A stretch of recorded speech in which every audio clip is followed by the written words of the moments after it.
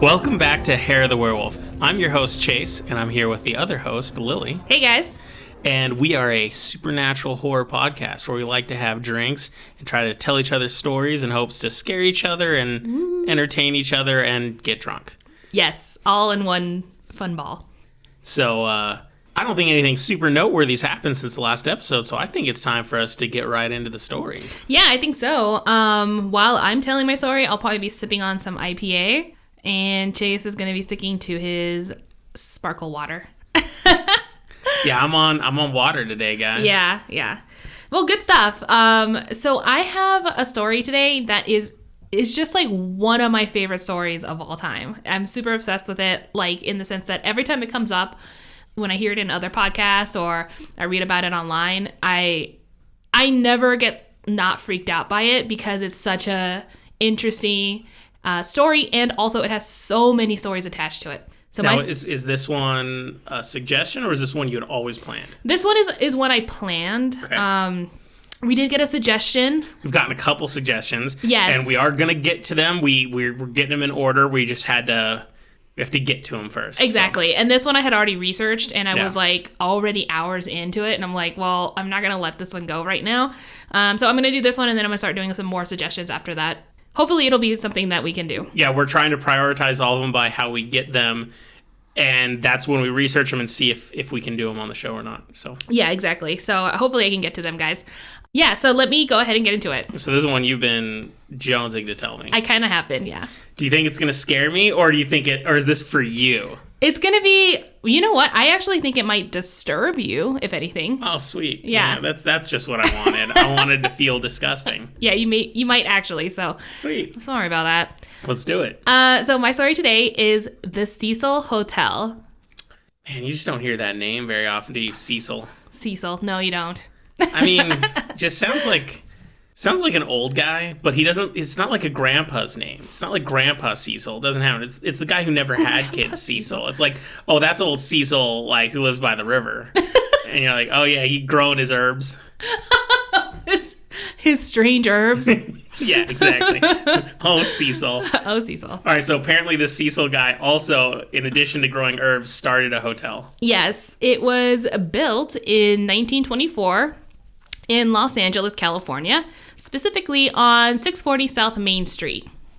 Now, the person... Is it still there? It's still there. Is it called the Cecil Hotel now? So, no, it is not. Is that an important thing, or can we talk about that for a second? It kind of goes into the story as to why, so we'll wait but not, it's not a big deal. We'll wait for it then. I just wanted to know if we could tell anyone who's listening in LA is like, man, you should just go stay there. Well, everyone knows where it is anyway, and like even though the front part of the hotel, like the name is different, there's still like these big signs on the side of the buildings the building that says Cecil Hotel. So I'm like, yeah. So I'm just like, well, you didn't really change it, did you? But anyway, it was built in 1924 by William, not just by this one guy, but William Banks, who was the hotelier, I think is how you pronounce it, put $1 million into it. Hotelier. And no, so he put $1 million into building it, which I had to like convert it because I'm like 1924. Obviously that doesn't mean anything today. 1 million, but today it would be 15 million. So that's quite a bit. It's still kind of cheap, don't you think? For a hotel? In LA. Yeah, but this would have been I don't know. Hollywood is already cranking out in the early, so unless it's the 1800s. When did you say it was? 1924. Oh, yeah. Hollywood existed, and it was fine. Yeah. I don't know. It was a booming area. It was post-gold rush. It was super populous. Yeah, I don't think it's to the level of what it is today, though. Oh, okay. But anyway, the lobby, I think what really... a lot of the money went into the lobby, from what I understand. It's like everything is made out of marble, and there's stained glass windows, elaborate statues that are made of alabaster, and a lot of other fancy material that he decided to use that wouldn't, I don't know, that like it just seems like a lot of the cost went into there. Super luxurious. Yeah. I guess it was advertised in an article that said that it had like over 700 rooms, but I'm not sure if that's... Jesus, that's huge. Yeah, so I'm not really sure what the actual numbers that are open today for the public, you know what I mean? So... Well, yeah, and room sizes definitely have changed. We've stayed in hotels that are like vintage hotels. Yeah. And damn, those rooms are small.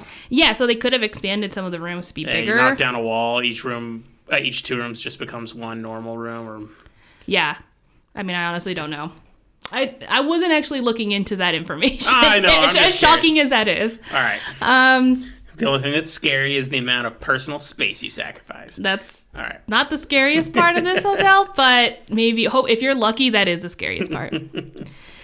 Since then, the hotel has declined in quality and hasn't quite recovered. Now, as you can imagine, a lot of the contributing factors is because the Great Depression. So it was not too long after it occurred. Yeah, less than a decade. It was like 5 years after, I think. Yeah. So, and then it ended, but I think the years when I looked online, I think it was 1929. Well, that's when the stock market crashed. Yeah, but then they said like it really was hard to recover. Like it was just consistently shit for like another 5 years. Well, but the real argument is that the Great Depression ended because of World War II. The industrialization and everything like that. So yeah. It's a really poor time to It was just really bad timing for this guy. But, I guess, when else are you going to do stuff? So, unfortunately, because of that reason, there was just, like, a lot of disarray. And the streets itself, it just became, like, a huge area for homeless people to be. And, of course, as you know, like, these days we call it, like, Skid Row. It's, like, on the edge of Skid Row, what people consider, like, the worst part of it. But it's still pretty bad. The dodgy end. Yeah, it's the dodgy end. So I guess that's just like a really brief history as to like why the hotel exists, I suppose, and what state it is in when I tell you the next stories. Okay. So there's quite a few deaths surrounding this hotel alone that took place in the hotel, or maybe just around the hotel. But like, yeah, you'll see what I mean. All right. Okay, so I'm going to start kind of... I don't know why I did it this way now that I think about it, but I'm going to start naming off all these deaths. So, okay. Yeah, it's going to be really horrific. Am I going to have to remember all the names? Absolutely not.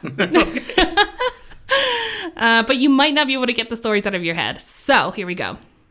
On November 19th, 1931, the hotel had its first death. His name was W.K. Norton. He was 46 years old. He checked into the hotel as James Willis. Police found poison capsules inside the man's vest, which they believed to be the cause of death. And they estimated that he had been dead for only a few hours when the maid found him. It's off to a great start. So poison, like he poisoned himself? Poison capsules, though. When I read it, and I saw the article, too. I'm like, and it was just a short little snippet. So if he intentionally kills himself, why did he go to a hotel to do it? Why the Cecil Hotel is the question. In 1932, in September, Benjamin Dodich, or Dodick, I have no idea how to say that, 25, shot himself in the head. No note was left behind. 1933, a man was fatally pinned against the hotel by a large truck. March 1934, Sergeant Louis Borden, 53 years old, slit his own throat with a razor. He didn't leave a note. He just said he was in poor health. Not that I suck at shaving. I mean, it wasn't like, hey, I'm about to shave, so if I die, sorry. This is why. March 1937, a woman named Grace Margot had fell out of the ninth floor window and landed on telephone wires that wrapped around her as she fell. Oh, that one's rough. Dun, dun, dun. It is not determined if it was suicide, accidental, or murder. 1938, Roy Thompson, 35, jumped off the top floor and was found because he landed on a skylight in the building next door. Oh, those poor people had to see that on a skylight, too? Yeah, that's how he was found. 1939, Erwin Neblett, 39, died in his room after ingesting poison. So again, poison. Another poison. Yeah. Was that a really popular way to commit suicide back then? I guess like in the 30s. I don't really research that subject because it's very depressing.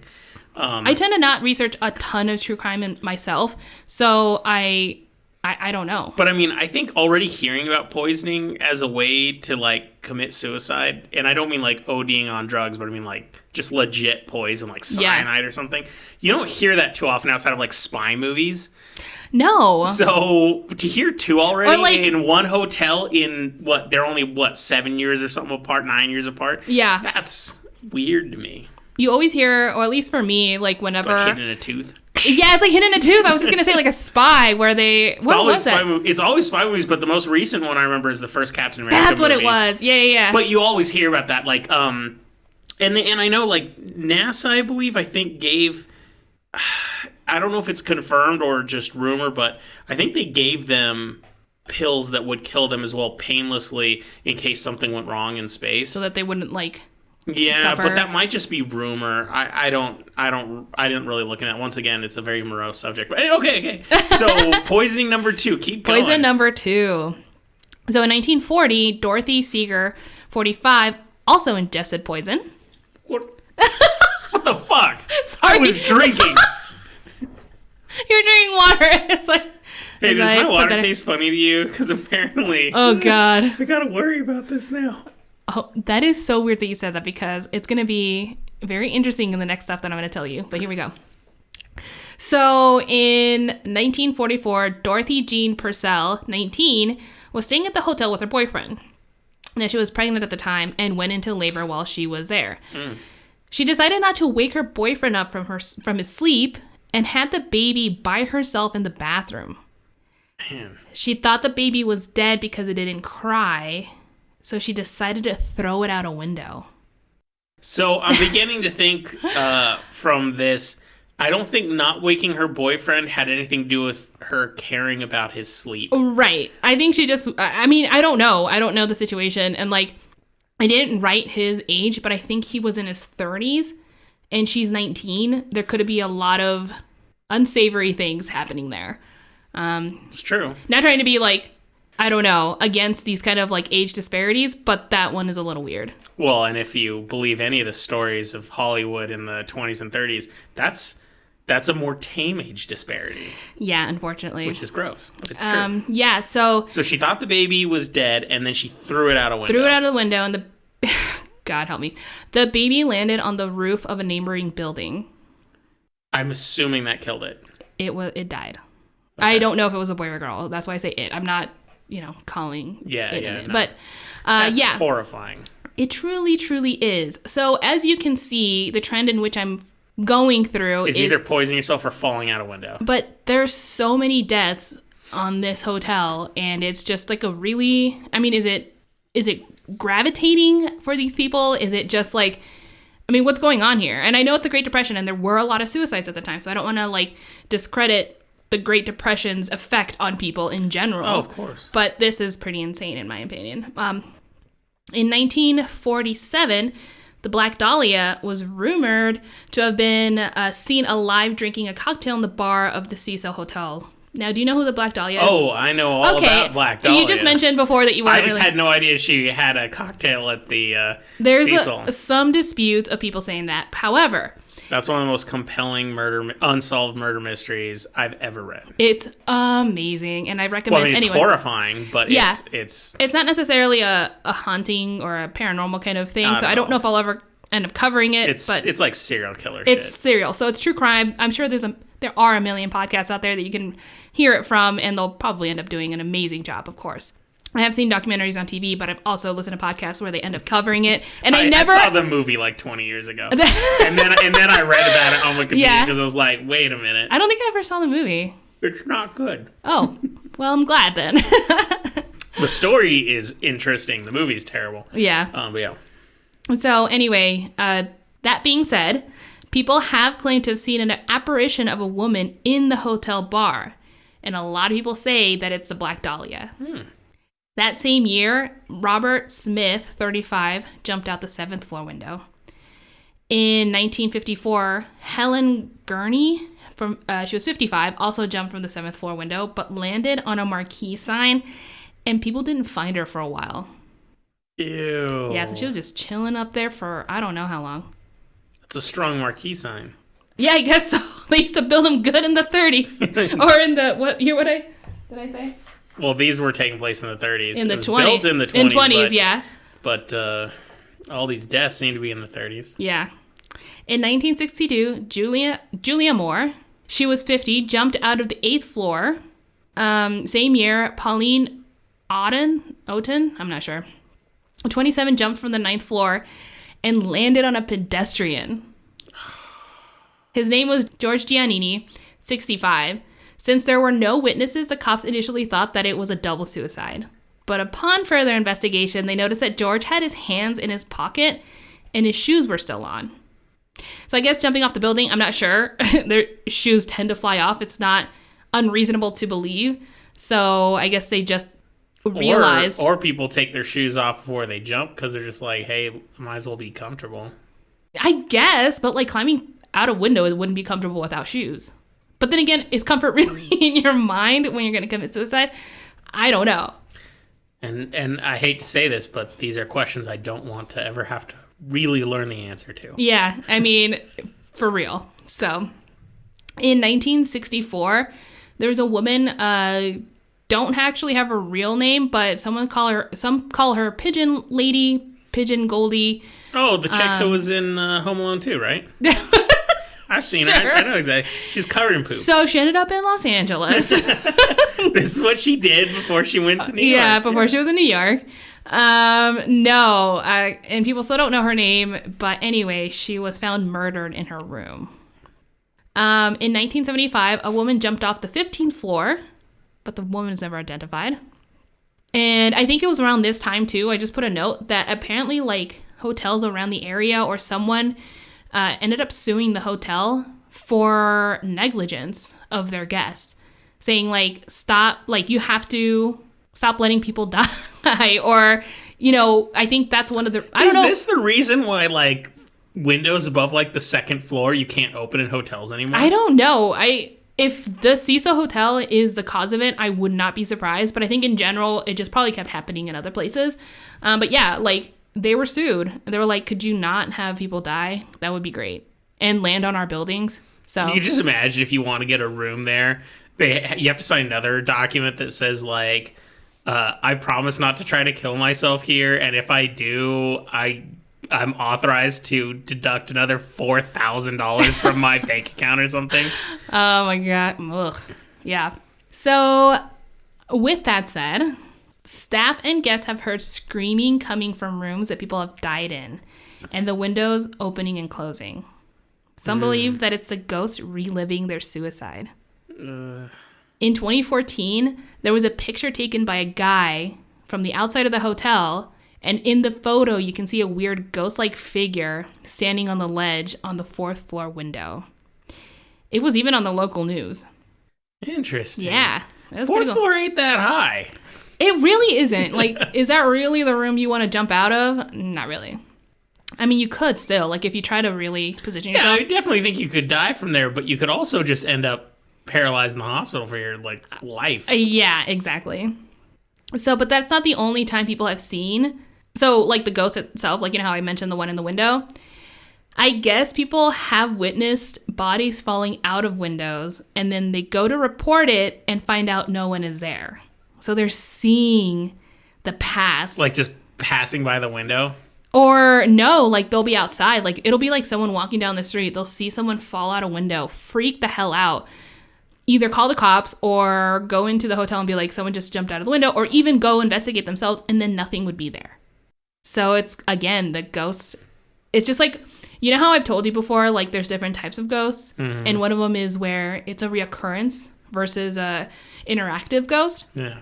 So maybe not necessarily that they're even there or aware of the situation, but it's either stuck in a loop, depending on what you want to believe, the ghost committing suicide constantly, or it's an imprint of the past that you're witnessing.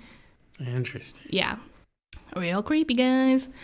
So here are some other creepy facts. So we're done talking about the we're done. We're buttloads of people who died in this This is a lot hotel. of the information. I'm not gonna lie. I got it from Wikipedia. They're like, it's so known that there's so many deaths in the Cecil Hotel that they have a giant list of deaths that occurred at the Cecil Hotel, like just off. Sweet. So yeah, here we go. But anyway, this is just different stuff. that just kind of contribute to how creepy and if there was going to be any negative energy in a hotel, it would be for these other reasons as well. All right.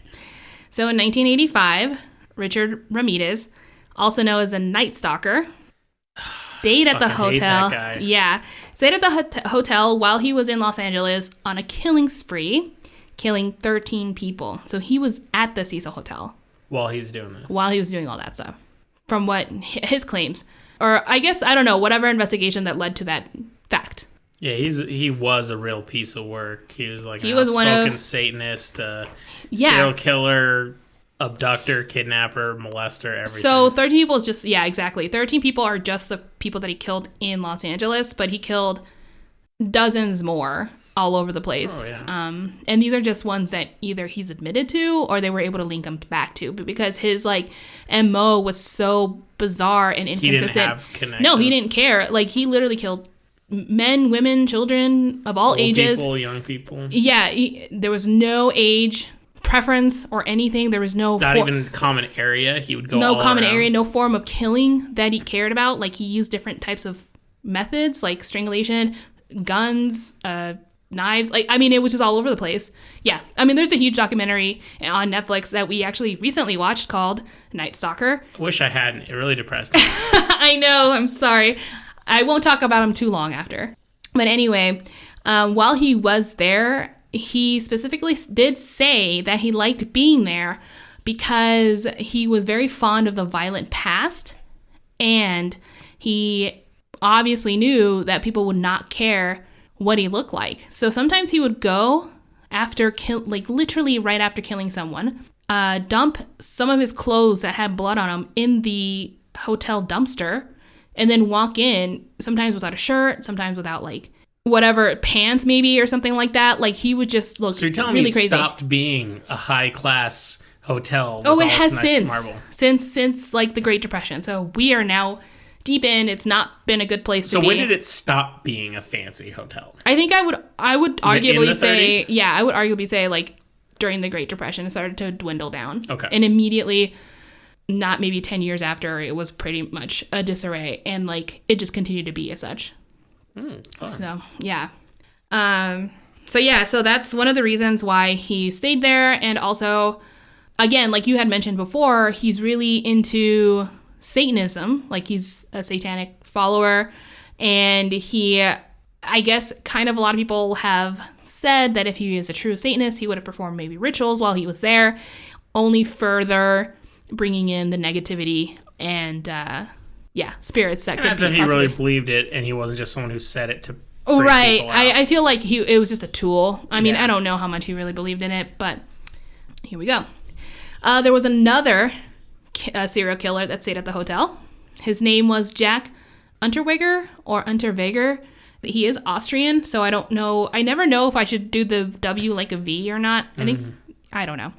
Anyway, it was a murder, and he specifically killed prostitutes, sex workers. And it might have had to do something with the fact that his mom was also a prostitute and abandoned him when he was a child. Wait, you mean we have a serial killer with deep-rooted issues to his childhood? Yeah, I mean, that's just a shot in the dark, but yeah. And it's connected to his mother? What? That's unheard of. That's just so weird. Yeah.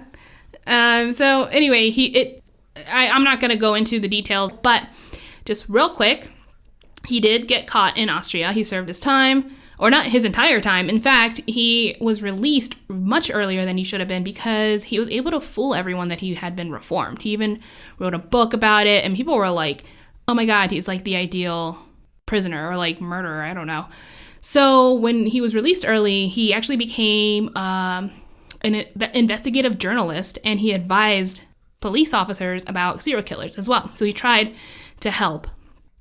Now, what was later discovered is that he was covering stories about murders that he was committing. I think I've heard that. I've heard that story. Okay, it is a really popular one. I just wasn't sure if you heard it. Yeah, I've heard that one before.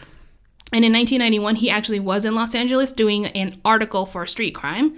At least that was his cover for why he wanted to be there. And he checked into the Cecil Hotel.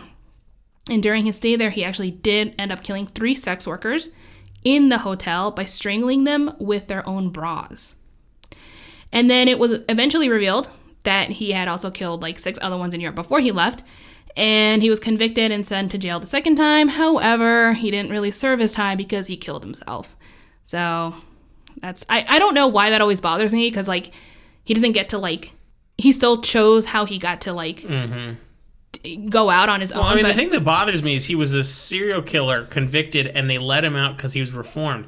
I don't think there's a single documented case in the history of the world of a reformed serial killer that I know of, not off the top of my head. If I believe in reformation with the penal system and everything. I believe that most criminals, absolutely, you know, I'm all for it. But I think there's a specific line for a few kinds of criminals, serial killers being one of them, that it's like, I don't think you're going to fix these people. There's a lot of types of people that, I mean, people have like, you know, if you're a sociopath or I don't know. Yeah. Yeah. It's awful.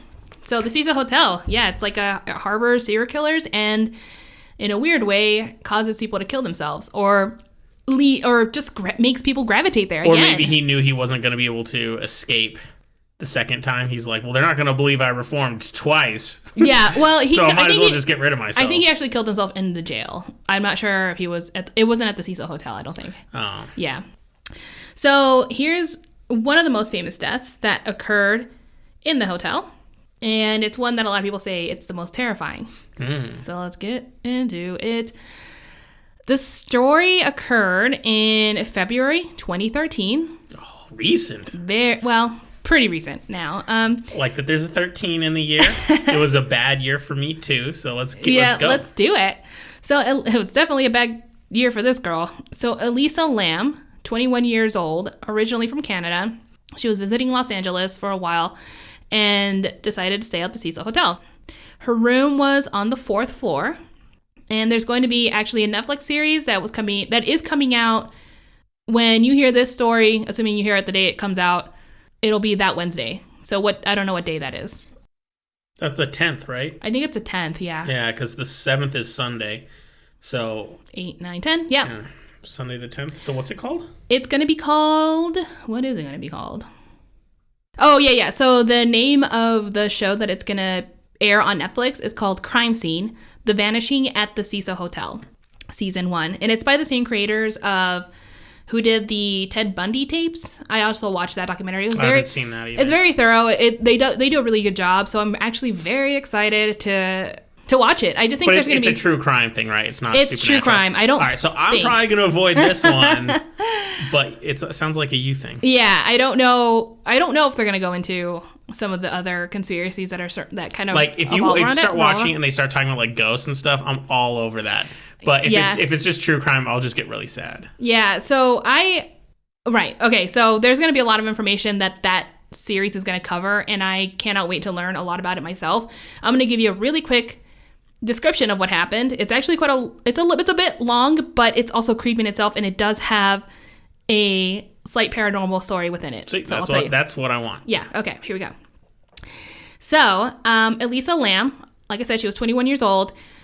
There are very strange circumstances that surround her death. The short answer is that, well, from what is concluded by authorities, is that she committed suicide by going onto the rooftop and drowning herself in the water tanks of the hotel. Oh my God, I know this story. I know you knew. Yeah, I knew I had to get a little further. Oh, gross. So it took 3 weeks. It took 3 weeks to discover her body, and the only reason she was found was because guests at the hotel were complaining that there was low water pressure, and the water had a weird coloration and tasted funny. Yeah, they were drinking Soylent Green because it's people. Human juice. Yeah. However, there were a lot of loose ends of that theory of like suicide because, well, one, people say, well, it could have been a murder, I suppose, if you want to stick to like just reality here. And then people say, maybe it was murder, but not by another human. Like she was being terrorized by ghosts. And they led her up there to die in the water tank? Yeah, but even how she got up there is very strange. So I'm just going to start from the beginning, actually. So when Lam arrived at the hotel, everything seemed fine, and there was no indication from anyone that came in contact with her that there was something wrong. The night that she disappeared, though, there's actual footage of Lam moments before she died. The video shows her walking down a hallway and then entering into the elevator. The entire video is from a camera, it's a camera perspective from the elevator, which is in the upper left back corner. So the camera will be able to see the doors and out into the hallway kind of thing. Do you know what I mean? Oh, we've all seen what elevator cams look like. Usually it's because you see like a celebrity with some other celebrity they're not supposed to be with because they're cheating. Yeah, but sometimes the camera is it's on the door side. So gotcha. But this one is in the back. So I'm used to the ones that look like they're in the back corner, so you can see the buttons and the door opening and closing. Right. You can kind of see the lobby a little bit. And I think that's probably normal, but I have seen cameras where it's the opposite. So I just wanted people to know that you can see into the hallway, and that's important to the story as well. So she goes into the elevator, and she crouches down to see the buttons a little better. So her face is like right in front of the buttons, like inches away. And she proceeds to press a few buttons. At least that's what it looked like to me, because when she steps back, a lot of them look like they're illuminated. Mm-hmm. And then she stands back into the corner of the elevator, waits about 10 seconds, but the elevator door never closes. So after the 10-second mark, she cautiously creeps into the door, towards the door, and sticks her head out, turns left and right really quickly, and then like retreats back into the elevator. Like there's something, like she's afraid of something. Mm.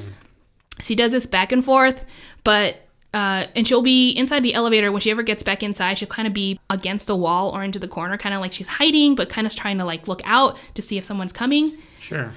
She then stands on the doorway for a while. Like she kind of like approaches the doorway, stands there, and then she cautiously steps out for a moment. And then it kind of looks like she reacted to someone standing there, but out of frame. Obviously, we can't see all the way down the hallway or anything.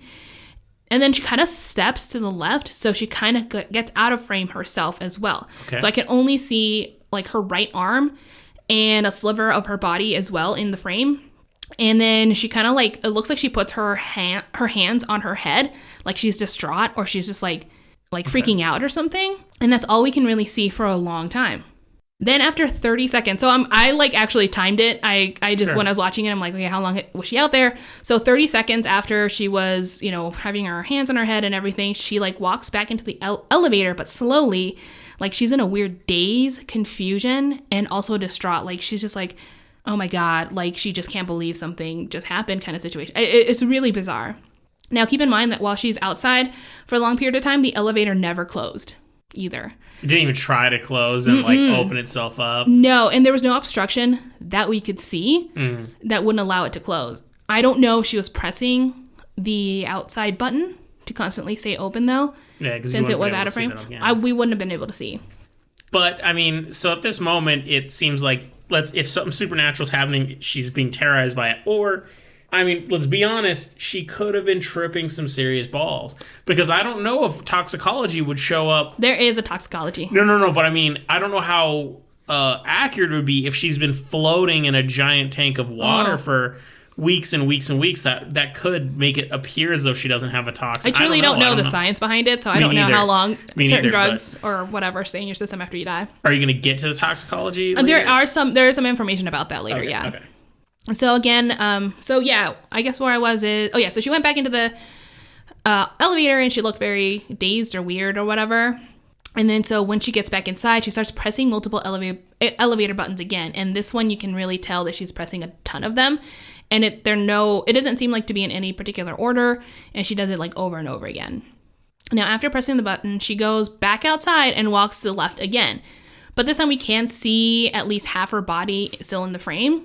And then she's kind of looking to her right and begins moving her arms kind of erratically, but she's also, it looks like she's talking to someone too, like someone is there. Then she walks out of the frame completely to the left, and the doors of the elevator stay open for another 44 seconds. Oh my God! Oh my God. Sorry, no one can see this, but a stupid noise absorbing pad fell from the wall and hit Chase and scared the shit out of us. That keeps happening to us. We need to bolt those things. Yeah, are you okay? I don't want to talk about it. You look so scared. Like, something came from behind me. I couldn't even see, and just smacked me in the head while I was listening to... As I look up, I saw it already happening, and I'm like, there's no way I can warn him before it hits his face. Oh my God. That was actually kind of freaky. Okay. Let's get back to the story. Yeah, let's get back to the druggy chick. So, okay, I think I did mention that. Okay, yeah, so after she had left, 44 seconds passed, and no one's in the frame, no one's in the elevator, but the doors never closed. So again, is she outside hitting the button constantly? Who knows? When it finally does close, you can see the elevator making its way to the different floors on its own, opening and closing. So you can tell that the hallway shot that you see changes, so... She's not in this. But she's no longer in it. So okay. It just kind of like... So do we know where she was left off when it finally From closed? there, that's the last time anyone's here. But that wasn't obviously the top floor, so... From what I understand, I'm not sure, actually. That's a really good question. I'm sure the documentary will answer all my questions that I still have. So this goes into the next mini paranormal thing that I'm going to talk about. Have you ever heard of the elevator game? No, unless it's that thing they did in Serendipity to find out if they were meant to be together. No.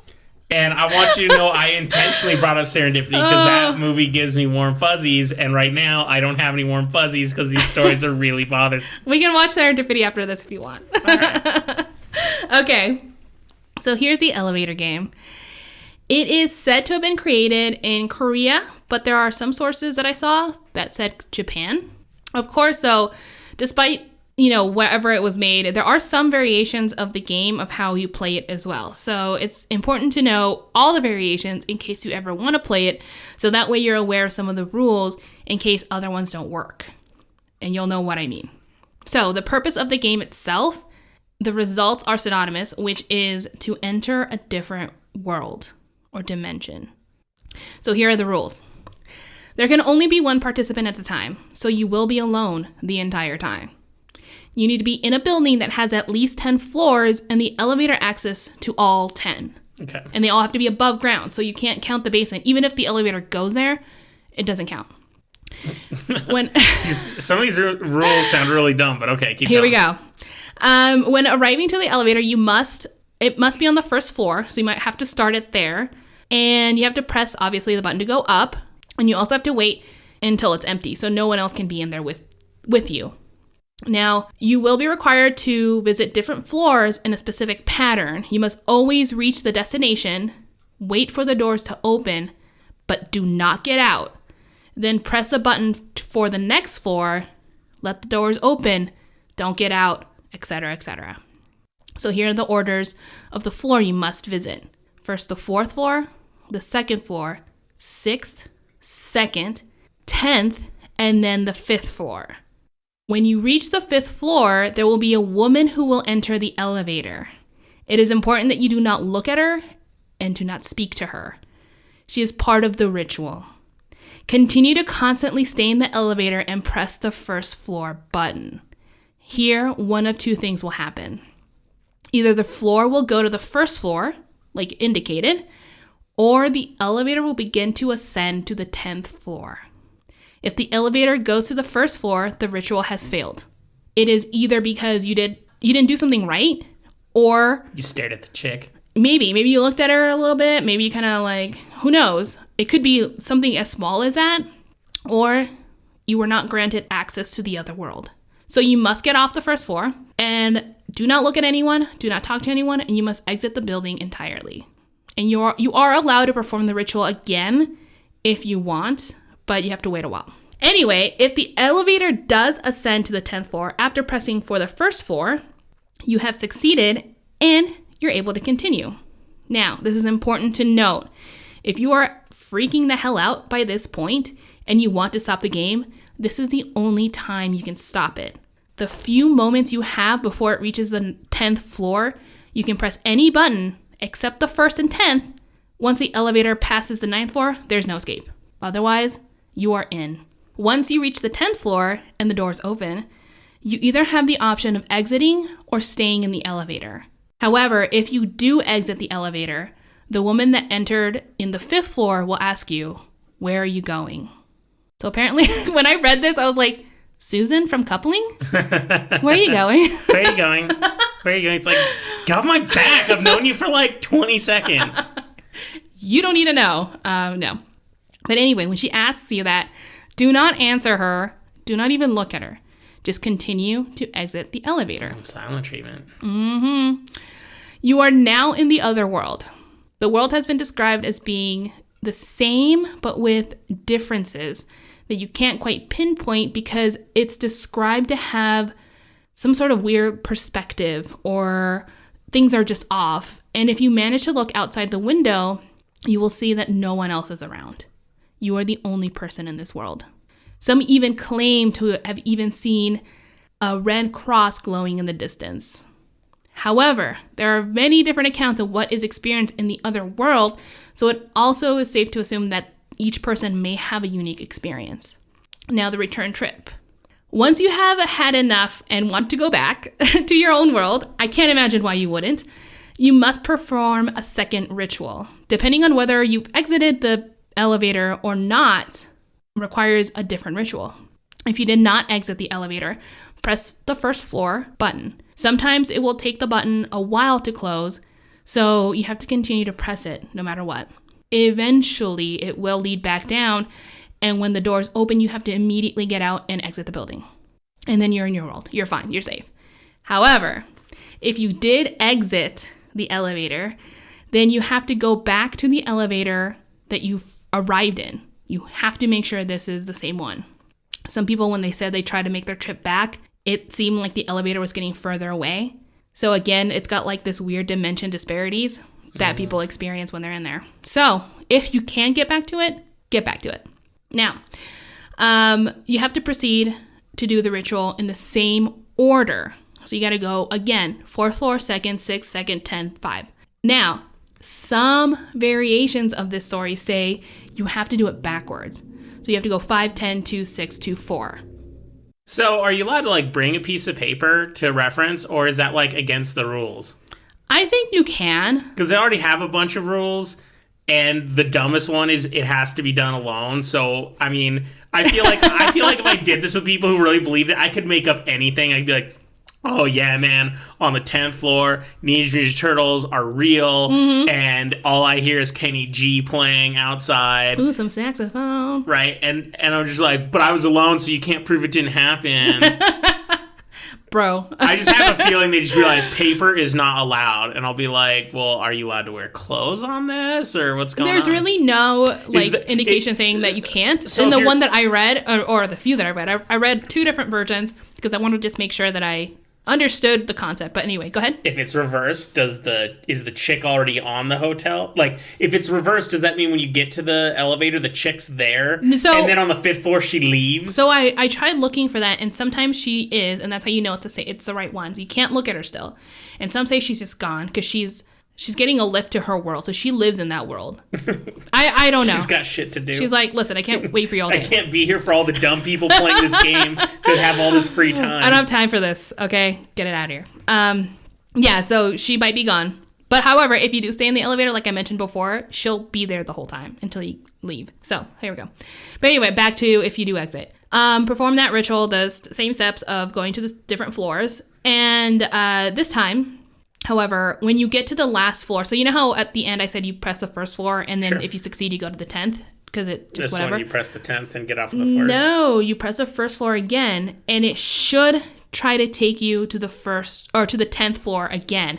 However, like I mentioned before, that if you wanted to exit the game in the past, you have to hit any of the other buttons. You have to do it now. That's the only way you can exit the world, is now by exiting in this point. So you have to press, so like if you already passed the 2nd floor, then you better press that 3rd floor quick, or 4th or 5th, or all of them, to make me hopefully get off on a different floor. Well, but then you're on the other floor, and I thought you had to leave the hotel right away, but now you're on the 9th floor or the 8th floor, and you can't leave the hotel. Oh, well, take the stairs. You gotta take the stairs, people. So anyway, but I am lit tired. So let's just pretend that you don't succeed, and you're like, just petrified, or whatever reason, you're like, I don't care, and you end up on the 10th floor again. Well, unfortunately for you, you're not able to exit the world, so you're perpetually stuck. So you have to constantly perform the ritual over and over again until either it lets you leave, or you're able to leave on your own. Like, you can actually manage to press the buttons fast enough. And, elevators don't go that fast, so I can't imagine why you couldn't. Oh, and here's another tip. This is another one. This one actually was creepy for me. Not that everything else wasn't creepy, but here we go. If you do manage to press a button, let's pretend you press the fourth floor and it opens the door and you're like, sweet. Do not exit the elevator just yet, because you have to look around. Don't leave. You can maybe poke your head out a little bit. If things still seem off, you still haven't exited, because it's just tricking you now. So you have to keep performing it until you're confident that it's the world. So anyway, that is just one of the fun things about this game. So the reason why I talk about this is that some people believe that Lam was trying to play the elevator game. But she was doing it wrong, apparently, because she was leaving and then coming back in and looking around. That's breaking all the rules. That's breaking all the rules. So it's kind of one of those things that it just made me think, because some people think that it's not necessarily that you're entering a different world, but maybe it's something that consumes you as well. So you're being led into by just some sort of hallucinations that are created around you. So do you know what I mean? Like, some people believe people can have intense visions caused by either ghosts or whatever. And if that occurs, performing this ritual will make you feel like you're somewhere else. And so the conspiracy behind it is that Lam was maybe performing this ritual, was not doing it well, was seeing things, could not see her reality that we were seeing her do, and she was lost. Well, and then when she got to the 10th floor, she found a world that was really wet. Yeah, she's like, I think this is it. Let's go inside. I don't know.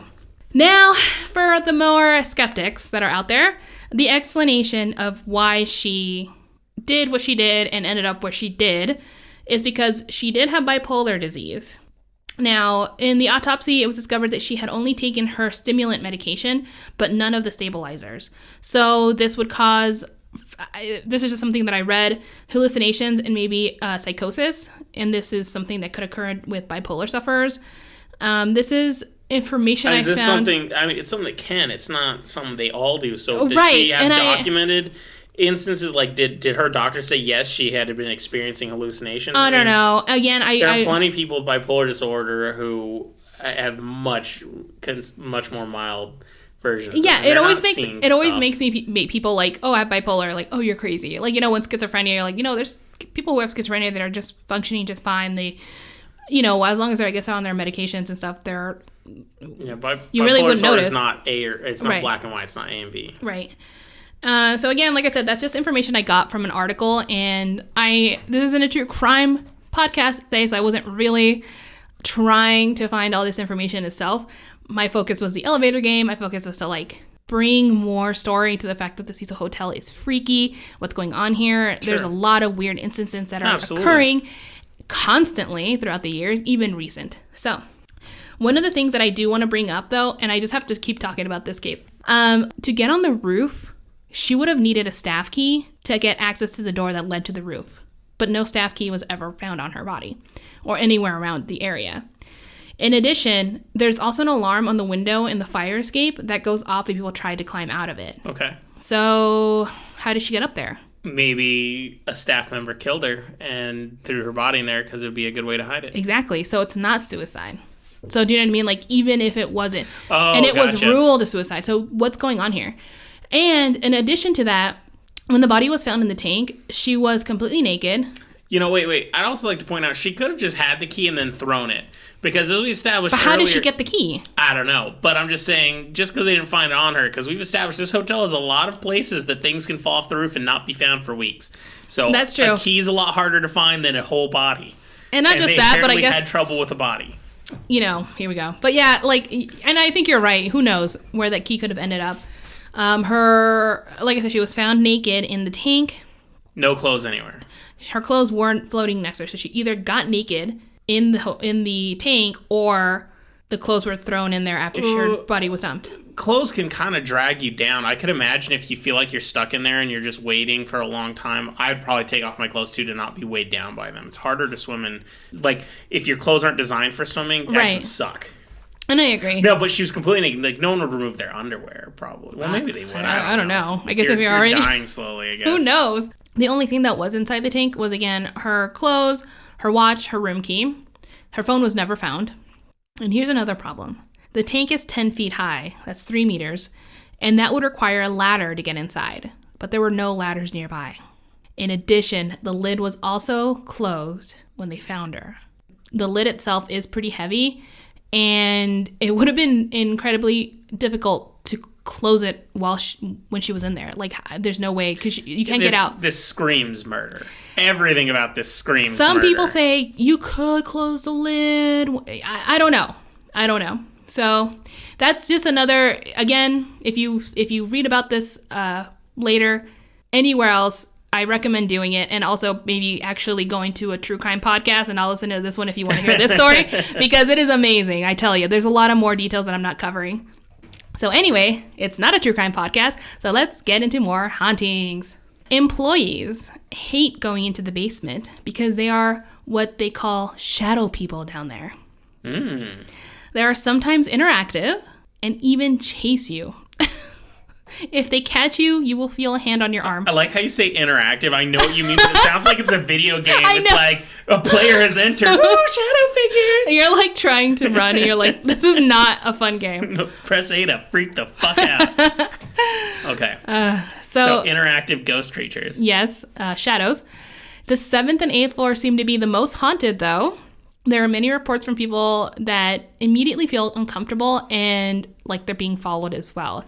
When walking down the hallway, sometimes they feel like there's someone breathing down your neck. It's just kind of getting sexy. Guests have also complained that they are being pinched or getting their hair pulled, so they kind of get... That's such a common one, though. It for really haunted is. places. We kind of always run into that. Well, and I guess that does seem pretty scary because, not too many people pull hair and pinch, like outside of like 10-year-olds in the playground. I mean, but They have a crush on you. That's not what adults do to each other. So when that happens, it's definitely gonna be jarring. It's like, who the fuck pulls hair? It's so annoying. Yeah, I'd be a little pissed. Guests have also reported that they felt something or someone sit on their bed while they're inside it. Sometimes they even get their bed sheets pulled down, and they can hear voices in the room or growling. Cute. Oh, gotta love the growling. Well, these days most hotels allow pets, so it could just be just the a dog dog next that wandered door. in. I'm sure. Some guests also say that when they enter their hotel room, they will see someone lying on their bed underneath the sheets. Ugh.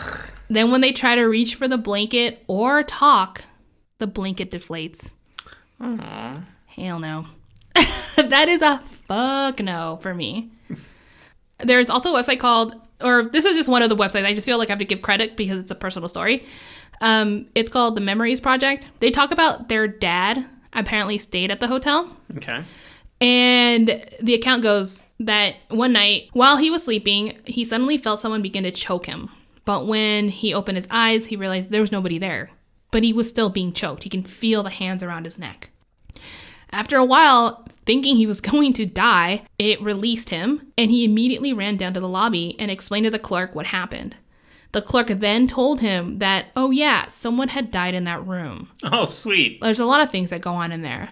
Well, fortunately for him, they let him switch rooms, and it seemed everything was fine. However, who the hell stays at the hotel that they almost died in again? Well, and at this rate, there's a good chance any room you stay at had someone die in it. So maybe I was gonna say, Yeah, what's the maybe- chances that no one has died in that room already? he's choked in one room, but he might get growled at and pinched in another. I guess that's And which one's a worse? little better than almost dying. I don't know. I'll take the choking. Ooh. Yeah, it sounds pretty interesting. Just kidding. Oh god, I was gonna say something, but I'm not going to say it. Okay, so that was a personal account, so I had to make sure I gave credit to that. Other things that people have encountered is that faucets and shower heads will turn on and off on their own, and so will lights. That's pretty standard fare. It's a very standard thing that can happen. Standard ghost stuff. Oh, people have also heard noises coming from their closets, like someone pacing in there, or they hear the hangers rattling. Okay, if I heard hangers rattling, that would weird me out because there shouldn't be any ventilation. There's no wind in there. It's like, that is not the wind. Yeah, so if I heard pacing, I'd probably just think, oh, it's a trick of sound. Like maybe I'm hearing someone through the wall. Because we've been in hotels that are kind of rowdy, and we've been in Yeah. ones that are super quiet. And, sometimes it does sound like someone's walking in your room, but they're totally through the wall. So like I would always just be able to, if I heard pacing, go, oh, it's just trick of the audio. Yeah. But hearing the hangers banging, I'm like, one, that's such a subtle sound that's not something you're hearing through the walls. And if there shouldn't be any airflow, first thing I do is open it, and I'd be looking for vents in there, or see if there's huge gaps around the door to let air flow through. Yeah. But that one would fuck me up.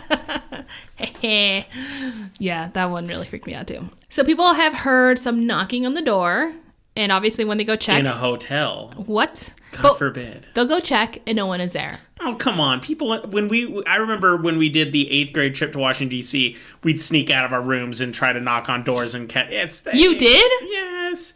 You'd try to find out. Now, unless they're crouching, because people have also said that when they look out, as soon as they approach the door into the people, they'll hear the knocking again on the door.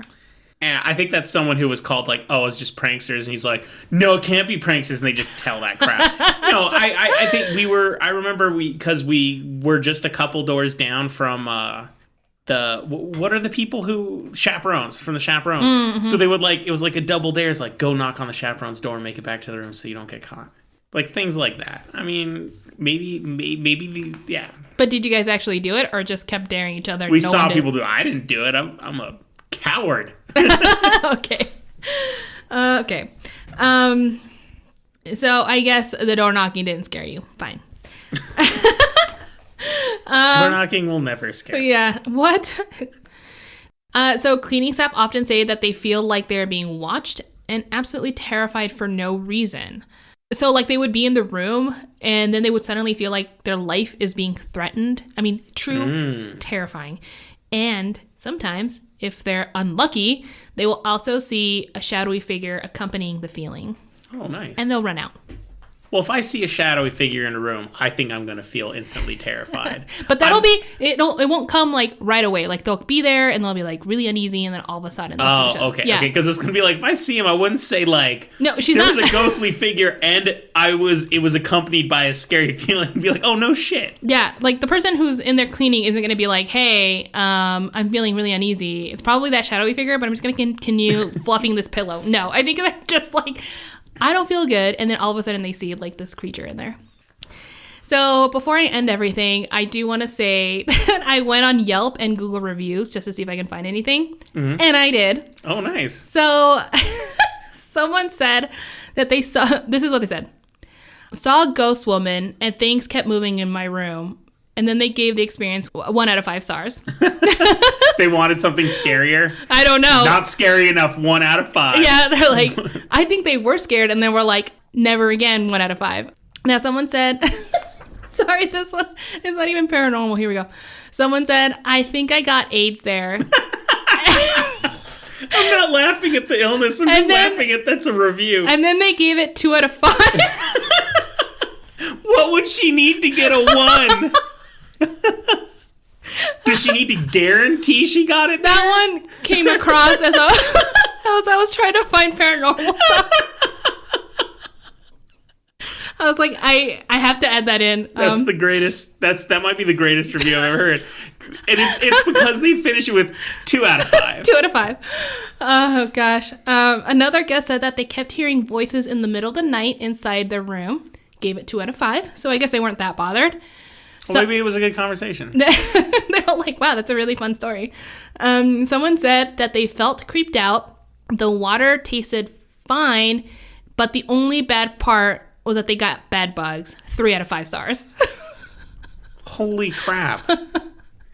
I don't know. Some of the people that stay there are clearly colorful. I do people. live in fear of getting bed bugs from hotels. Yeah, apparently when I was reading the reviews, that was actually a common thing to keep popping up. So if at the end you ask me, would you visit the Cecil Hotel? No, because I don't want bed bugs. So well, good, because now I can hide behind that it's bed bugs, and sure. not because I don't want to hear my clothes hangers jingling. And I mean, I couldn't stay in the hotel just because they didn't bleach their pipe system afterwards. So right. I don't know. All the sinks, even if they've been used 100 times, they still had human juice go through them. They sure did. Because I'm not going to a hotel and not showering. So there's no way I'm showering in the body fluids. I remember seeing a review. I didn't write this one down, but they said, I went to the Cecil Hotel. I heard about the Elisa Lam story, so I brought my own bottle of water just in case. But other than that, it was a great stay. So I was like, what are you doing, lady? Did you shower? Apparently not. I don't know. Anyway, it was really funny when I read that one. So another guest said that they heard screaming coming from the shower. The curtains were pulled shut, so they couldn't see if someone was behind there. But it didn't matter because they said that they just ran out of there and didn't come back. 1 out of 5 stars. Oh, so someone actually reviews That was it. an appropriate response. Yeah, relating to their experience. Yeah. Someone said, and I quote, "I saw a ghost." 4 out of 5 stars. Now that's someone who's like, He was like, I wish yeah. it was 2 ghosts to get the full 5. Right. It's like only 1 ghost, no actual physical That's contact. you. I know you'd be like, moderately haunted, 3 out of 5. Wish for a demon. Yeah, no demon, 4 or 5. Okay.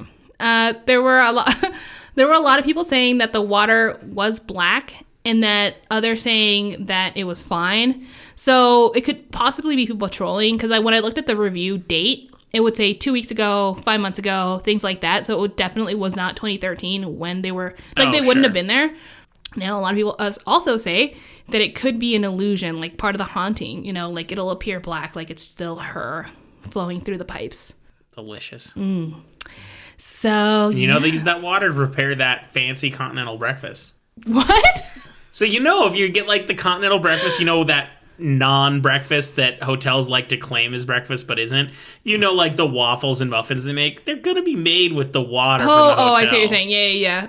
So just think about that. But, it's since been cleaned out, I think, probably. No, you stick to the apples and the prepackaged cereals and milks and don't stay there. That's... And also don't stay there. That's probably number 1 tip That's still the advice I give for continental breakfast everywhere, but yeah. So just to finish the story, the current state of the Cecil Hotel, like I said, it's still not great to be at.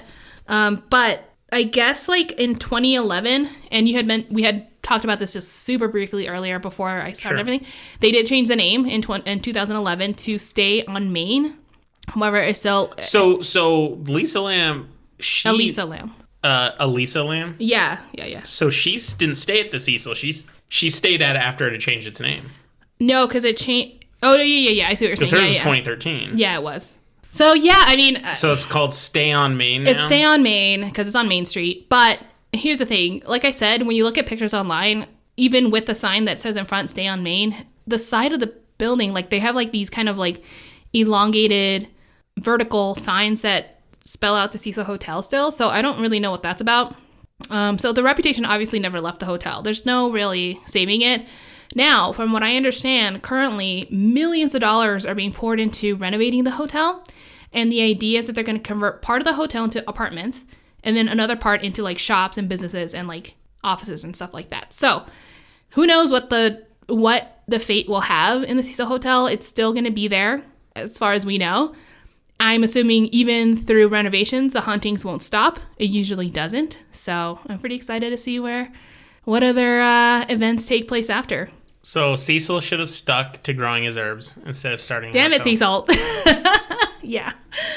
And that's my story. So I'm not staying at this hotel. I'm not staying at this hotel and I because got it's a lot of disgusting. reasons why. The main one being I don't trust the water there because there's no way they didn't bleach an entire water system in a giant hotel. It didn't happen. And if you just go on Yelp and Google reviews, there's people who've said, I think I saw like blood stains on the curtains and like and just like but you awful things. You already told me that it stopped being a good hotel a long time ago, so it's already not a good like hotel. In the late 30s and like I don't trust the water. I am freaked out by the curtain or by the clothes hangers jiggling. Yeah, those are enough for me. I also really have no interest in staying in a room someone's died in, and I don't care what hotel we're talking about. Right. I know that's a big thing for you. That's a big thing for me. And most hotels that have had like one, like I don't mind if someone just like is really old and they pass away in the middle, like that doesn't bother me. Because that just seems like a natural way to pass away. Yeah. But most hotels, like we have a hotel here in Albuquerque, I think it was a Marriott or a Sheraton or something like it was the Marriott, I think, where there was a murder and it was a very violent and horrible. I think it's the Sheraton. No. It's near there. This one's on the highway in Louisiana. Oh, okay. It's the one we celebrated New Year's in with our buddies Dean and George and Addie and all them. Wasn't that the Sheraton? The Sheraton's where the wedding was. Oh, that's right. Yeah, no. So it was that Marriott, but long ago when I was a kid, there was a murder suicide that happened in one of the rooms. It was really horrible. Yes. I think I remember that. And there was it was a woman trying to run away from her husband. And I think her husband came and killed her kid, and then himself. Yes. Something like that. I don't know the specifics.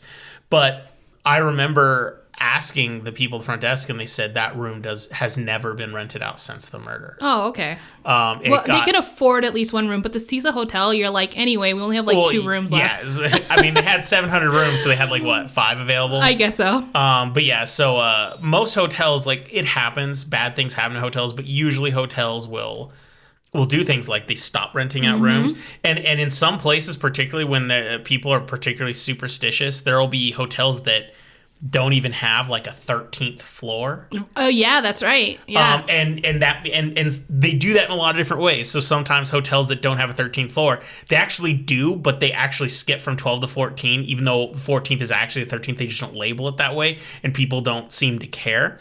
But here's the thing. How did they get away with it? If it's an elevator button, what do you mean? You just have it go to 14, and people just when they press no 13. So when they press 13, it goes to 14. There's no 13 button. Oh, there's literally no. Yeah, I see what you're saying. Because you can change it. In other places, they have a 13th floor, but it's the maintenance floor where it's where they keep all the spare furniture. It's where all the maintenance rooms are. It's where offices are for administration. It's where rooms for people who are staying overnight, because they usually have a couple rooms in big hotels for employees that do midnight shift to be able to nap and stuff like this. Right. That's the smart way to do it. There was even one hotel, I remember, where they had a 13th floor, but it was only 2 feet tall. What? Wait, you stayed at this hotel? No. I saw this one on TV. I think it was some cable TV show, and they were talking about superstitions and how it's seen in society, and they had a whole section of hotels. What? And the only way you could see this floor is they had to pry open the doors. The camera crew as you went by, and you saw this weird medium floor, and they had to do it because when they suggested just skipping it and labeling it 14, they said, well, the 14th floor will be unlucky, so they had to create a floor, but they don't want to waste resources, so they made a tiny floor. That's superstitious. That is... Well, it's who owns it and who runs it and all that stuff. But anyway, so this hotel, I have no interest in staying at this hotel. I don't either. Even the area seems sketchy. I do want to see pictures. I'm going to Google map the hell out of this place. Yeah. We got to drive by it I want to drive by it really bad. I want to only drive by it because even I mentioned before. I'm not even going into the lobby. I kind of want to go into the lobby, but I don't know. I don't know how accessible it is. I think they do probably have... Well, actually, I don't even know if it's open right now. I think they are doing the renovations, and I don't know how long that'll take. But anyway. So you should walk in there and walk up to the front desk and just be like, yeah, I need a hotel room. What's the highest floor you have where I can still open the window? That's at least, I don't know, at least 50 feet. That should be enough, right? Oh my God. And just see what they do. They're going to be like, ma'am, please leave. Oh my God, they're like, here you go. Here's the room key. Or you could just walk in there and just be like, I really need a glass of water. And then they bring you one's like, that looks really clean. Can I get another one? Yeah, it's that's not the from one. Your reserve. From your aged barrel.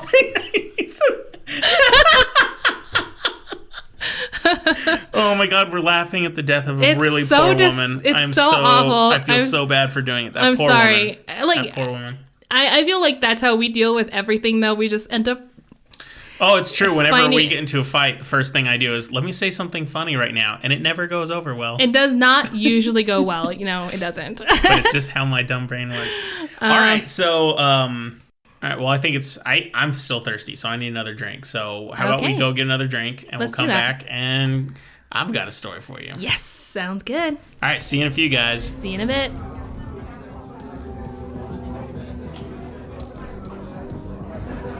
All right, guys, we are back, and we've had our drinks. Full disclosure, I may or may not had a shot of rum, but I have my beer here. Everyone who knows you personally is like, well, duh. They're like, just one? like one just a second ago, right? I mean, like just now, I mean. So anyway. But what about third shot? What about third shot? Yes, the Lord of the Rings, but with alcohol. But anyway, I think it's time for you to tell me a story. Mine was a little bit lengthy. Mine was borderline true crime, but I hope it was scary enough for people.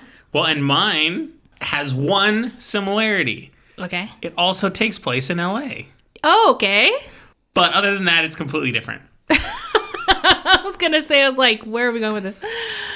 So, that means it's time for an end of episode encounter.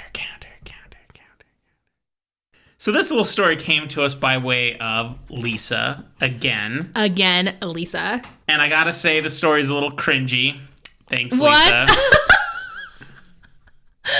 Oh, gosh. So this I'm so happy. This is the most recent story I've ever done. Okay. Because it takes place less than like a week ago. Oh, this is like breaking news. News is not the word I'd use. It breaking is news to me. So apparently on the 30th of January, photos of an alleged UFO sighting were posted online.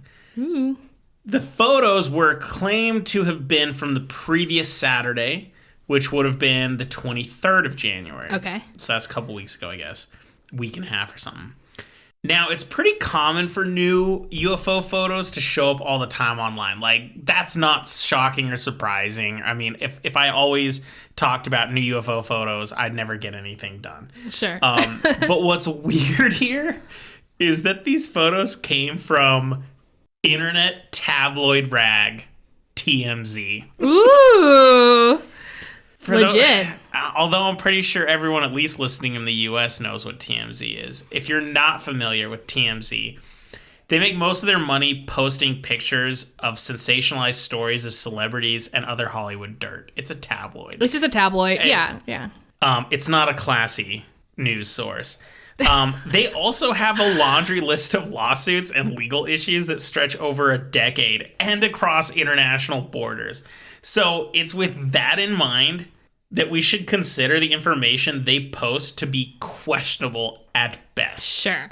I'm just speaking for myself, but I would sooner trust a physics textbook written by a 4-year-old than anything I read on the TMZ website. I mean, this is because but they have a lot of gossip. Well, the majority of their content is gossip. Yeah. It's paparazzi photos. It's scandals and people of influence and all that crap. And so UFO photos aren't really what we normally see from them. But to be fair, tabloids in general have a long storied history with UFOs and aliens and stuff. They love putting all those fake stories on the covers and everything. Mm-hmm. So even though TMZ rarely does that stuff in my experience, the fact that they posted these on their front page makes them, if only slightly, more interesting. Okay. So I decided, curious. beyond just looking at the pictures and rolling my eyes, I was like, all right, I'm going to read this article just for you, Lisa. And now I'm going to talk to you guys about it. Woo! So what are the photos of exactly? Well, it's only 3 photos, and they were taken from inside a moving car. Of course. At sunset. The location was given as an approximate, but it was claimed to have been on the western edge of LA while the car was heading south on the 101 freeway outside of Thousand Oaks. So it's a pretty populated area.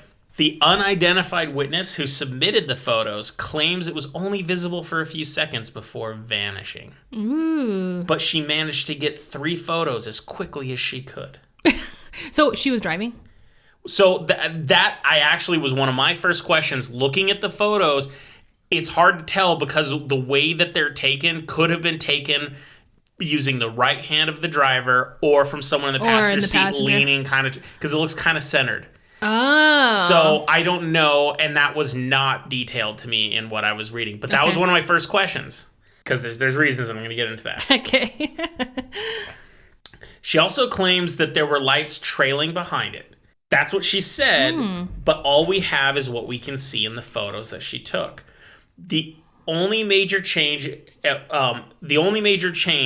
between 3 photos is kind of the angle in which they're taken.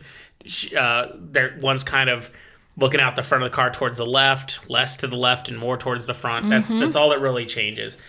So the object that she took pictures of appears to be in slightly different places in the sky, but it doesn't seem to change much in shape, direction, rotation, or intensity.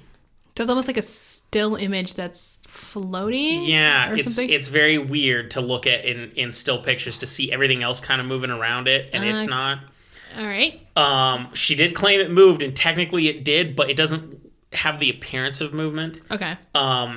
It is super bright. It's whitish. It looks like the brightest thing in the photo. It looks kind of like a spiraling oval.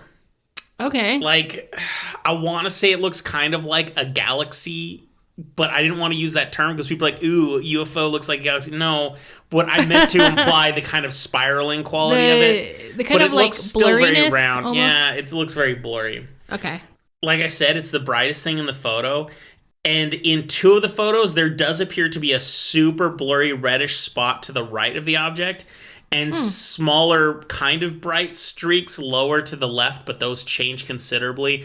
And you can't tell if that's just if she was actually taking pictures of something or if that was just an artifact of the photo and the camera or something else. Yeah, like the light refracting or it could have something been like reflections. that. Even the red light looked like it could have been reflection on the windshield.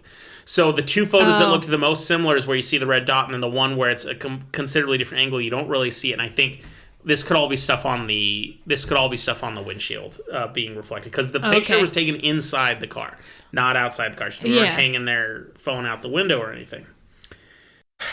I'm not gonna beat around the bush.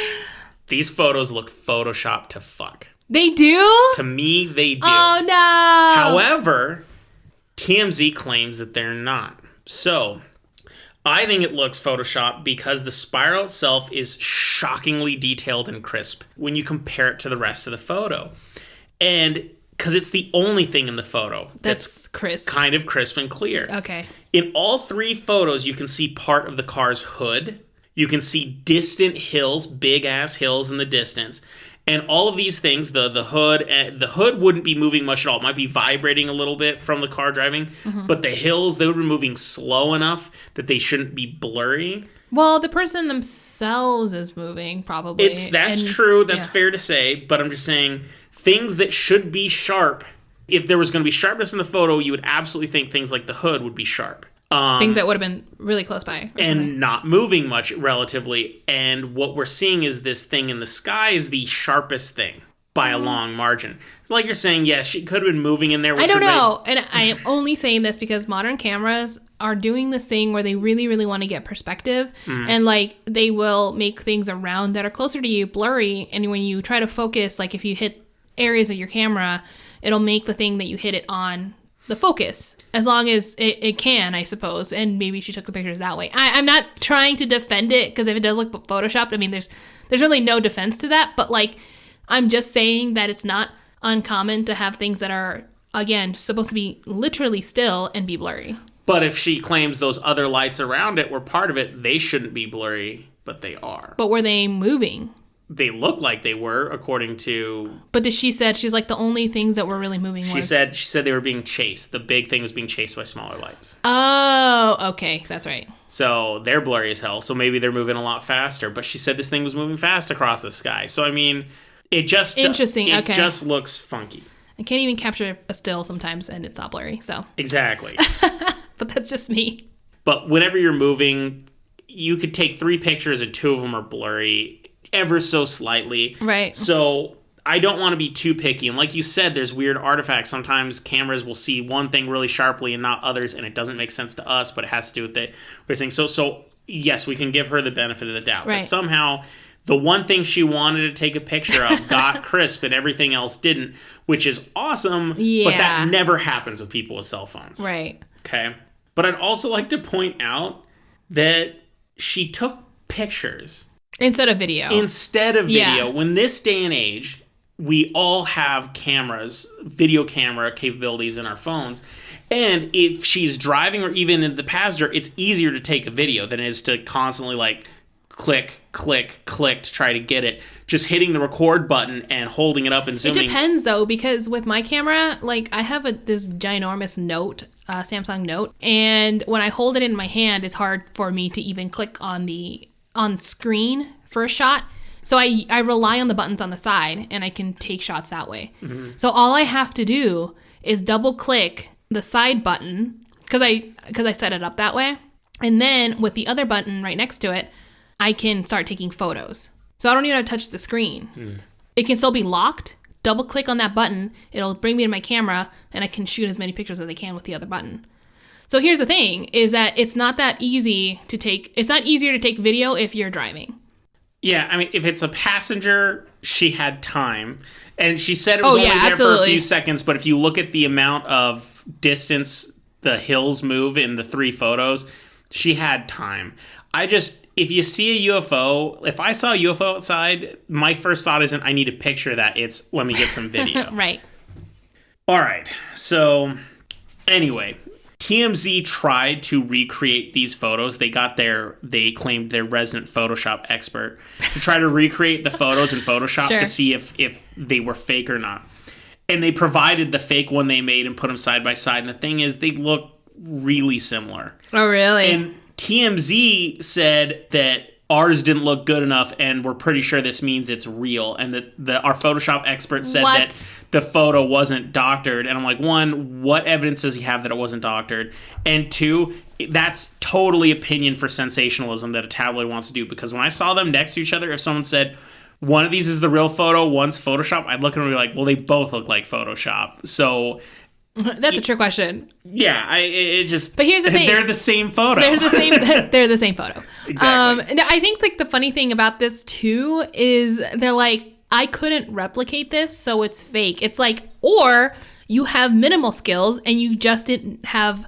His was shockingly similar, or her. I don't know who their Photoshop expert is.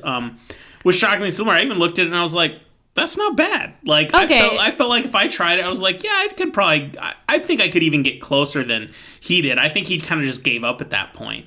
Well, whoever did this, I mean, I think they gave up too quickly. And they also claimed to do a reverse image search to see if this was like already a photo that exists. But I'm like, that doesn't mean anything, because if they're taking other UFO pictures and splicing in there, reverse image search is only going to tell you if that exact image they sent you existed before. Yes, exactly.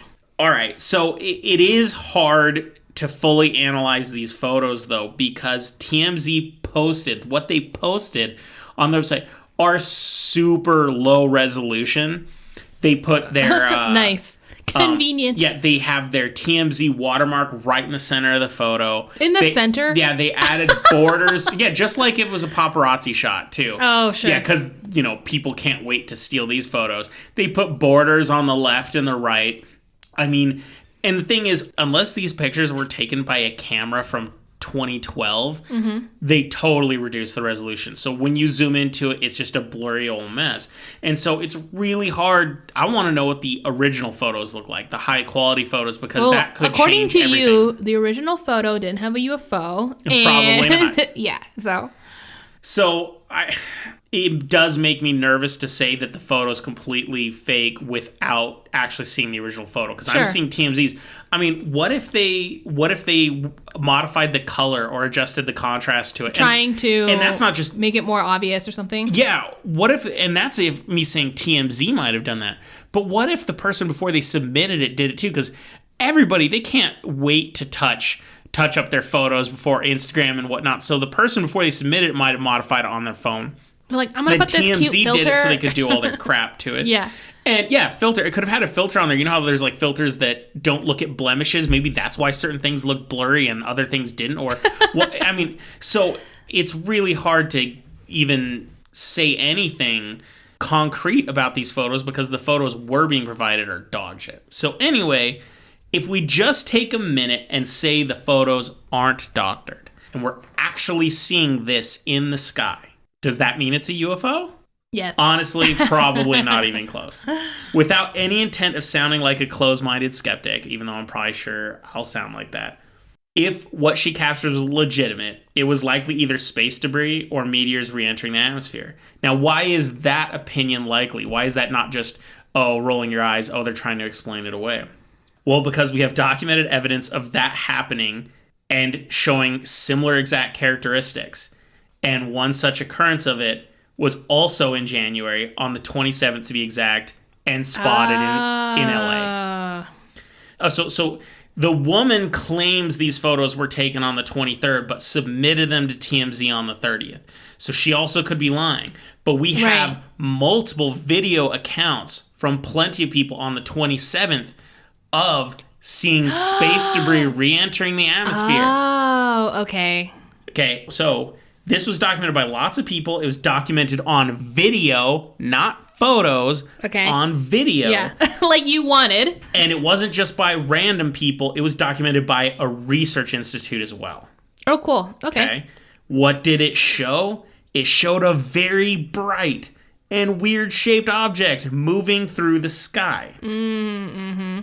The lights were lined up and of varying sizes, some of which had obvious trails, and I guess you could say it looked like some of them were chasing the other, but it more looked like they were all just moving in the same direction. Okay, yeah. Some didn't have trails, though. It is obvious to see what it is in the video, where a picture might still make it look more mysterious. They only lasted a few seconds as well before disappearing. You just see this bright burst, a trail, and then it goes away soon. Just like she said happened in her video as well. I mean, I guess like if you go into her phone and see the timestamp, that would be the only way to debunk it. Like to be like, oh, that was just like a coincidence, separate event. But that's journalism. That's it. We're in the wrong. We're talking about the wrong. This is TMZ, y'all. Yeah. So, what did the scientists who witnessed and saw the video footage from the 27th say? Well, Mike Hankey, who is the operation manager with the American Meteor Society, said, quote, "It's more likely to be space debris than a weird rogue super slow asteroid," end quote. To reiterate, they weren't talking about the one that was posted on TMZ, just a different sighting within days of the TMZ one in the same general area. The video footage captured by like the Meteor Society, or I can't remember exactly who did it. They're just off the coast of LA. So the TMZ one was at sunset, while the others were late at night after the sun had been set. The TMZ one also didn't appear to have a noticeable trail in the photos. But I think that can be explained in one or two ways. One could have just been her vantage point, which meant that she wouldn't see a clear trail because it would have been obscured by the object itself. Another explanation could have been because it's sunset, the trails would have been considerably less bright and you just can't see it. And then, let's just be honest, the photo quality is terrible. And the mysterious shape of the oval is an artifact of her taking poor photos from a moving vehicle at sunset.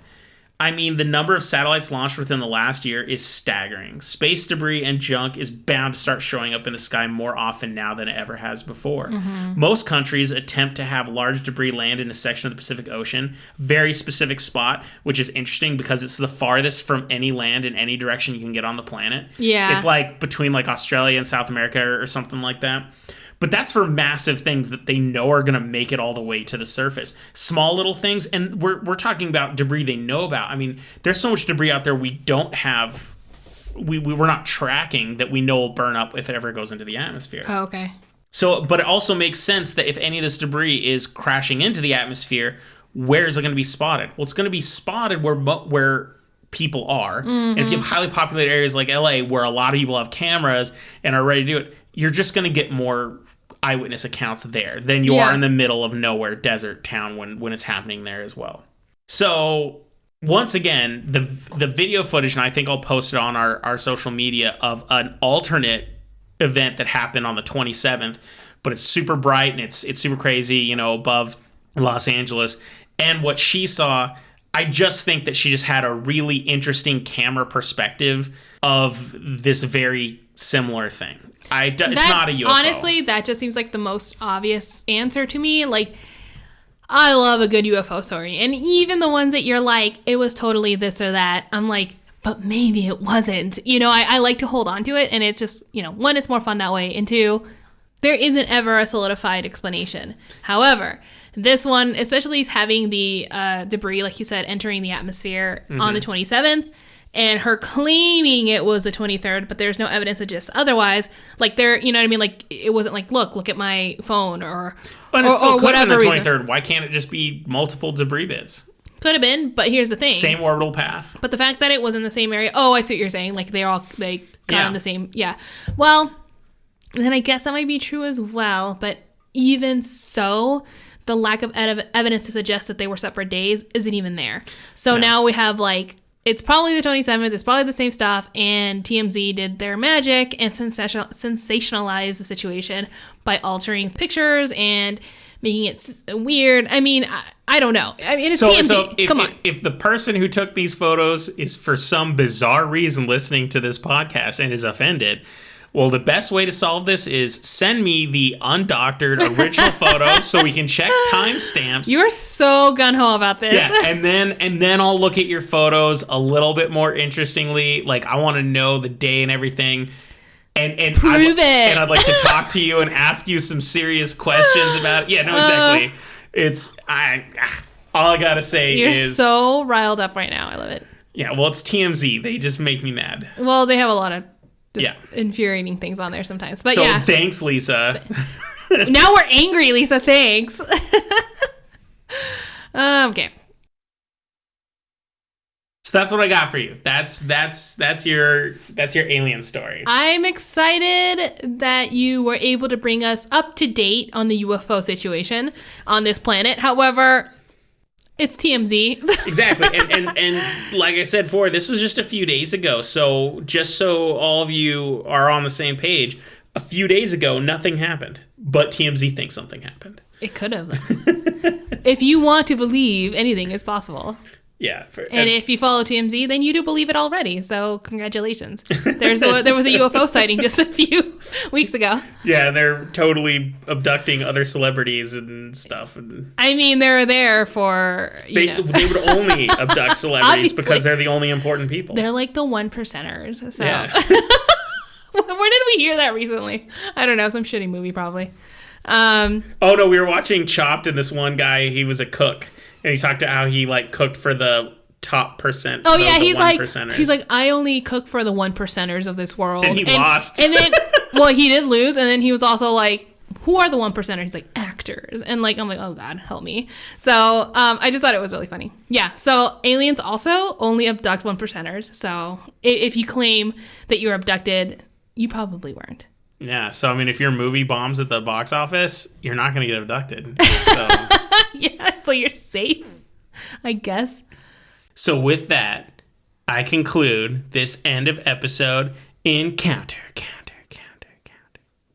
So that was a really good story. Again, it was a TMZ story, so, what are you going to do? Well, I think Lisa sent it to us as kind of like a joke, so I don't think she really meant for me to look into it. But I did anyway because so that's what you get, Lisa. So I could make fun of her on the show again.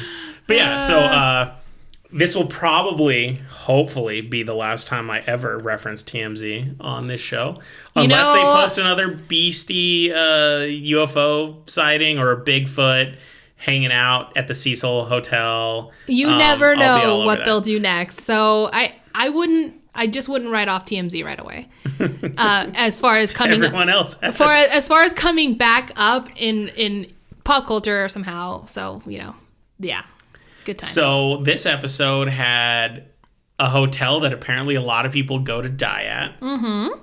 And most likely either crappy photos or Photoshop photos of a non-UFO. So it's really up in the air here. It's really up in the air.